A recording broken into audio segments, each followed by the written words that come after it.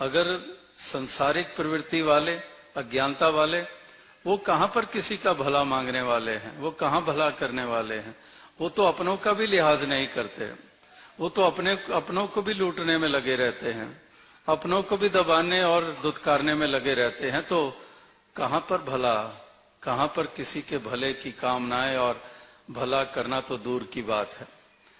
तो इसलिए महापुरुष उस आधार की तरफ हमारा मन मोड़ते हैं कि आधार हमारा असल में यही है कि हम इस एक के साथ जुड़े और इसी एक की ज्योत घट-घट में बसी हुई देखकर हम हर किसी के प्रति सद्भाव मन में रखें और सबके लिए शुभ कामनाएं करें और शुद्ध व्यवहार करें। इसलिए महापुरुषों ने इंसान तमाम को यही संदेश, यही एक पैगाम दिया है कि हे मानव, हे इंसान, तू इस तरह की जागृति को प्राप्त कर ले। दुनिया की तरफ तो जागृतियां हैं, कमाई कैसे करनी है, कामयाबियां कैसे हासिल करनी है, करियर वाइज, एजुकेशन वाइज, और चीजों की तरफ तो बहुत जागरूक है, उस तरफ तो जागृति है। लेकिन जिस जागृति से लोक और परलोक संवरना है, उधर तो अभी जागृति हुई नहीं है। अभी तो वहां अंधकार छाया हुआ है, अभी तो गफलत की नींद में सोया हुआ है, वो अभी उठा ही नहीं है, जागा ही नहीं है, वो अभी जीवन में सवेरा हुआ ही नहीं है, अभी भी अंधकार ढोए चले जा रहा है। चाहे जितनी मर्जी प्रगतियां कर ली हों, जितना मर्जी अचीव कर लिया हो, वर्ल्डली अचीवमेंट्स, लेकिन अगर बेसिकली वो जागृति नहीं मिली है कि वाकई ही इंसान का वो जागना, एक सत्य की तरफ जागना, एक ज्ञान की तरफ जागना, एक मानवता की तरफ जागना, एक खलूस प्रेम भाईचारे की तरफ जागना, वो अगर जागना हो जाए तो फिर इंसान का लोक और परलोक ये दोनों ही संवर जाते हैं।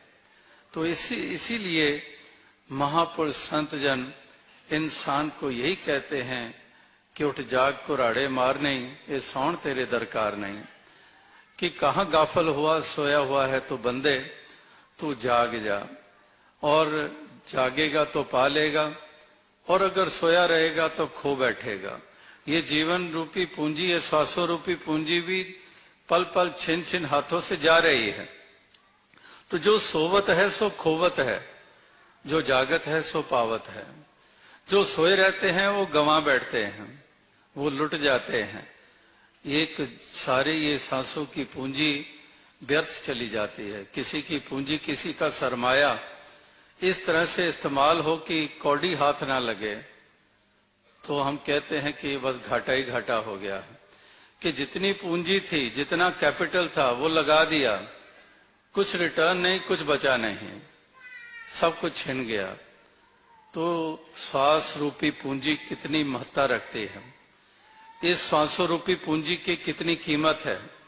करोड़ों रुपए दे दिए आप डॉक्टर को, वो कहता है, जैसे कबीर जी के भी वचन है कि वैद्य कहे हो ही भला, दारू मेरे वस, ये तो वस्त गोपाल की जब भावे ले खस।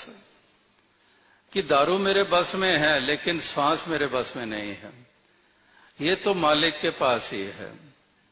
तो एक हम कहें कि करोड़ों रुपए ले लो, एक श्वास दे दो। बस मैंने एक जरूरी बात पूछनी है कि जैसे आज मतलबी दुनिया है, मतलबी दुनिया ने यही कहने हैं, बस 2 श्वास दे दो, बस पूछना है कि विल मेरे नाम की कहां रखी है, बस इतना कुछ कर दो। तो एक श्वास भी करोड़ों रुपए दे के भी नहीं प्राप्त हो सकती। तो ये पूंजी कितनी कीमती है।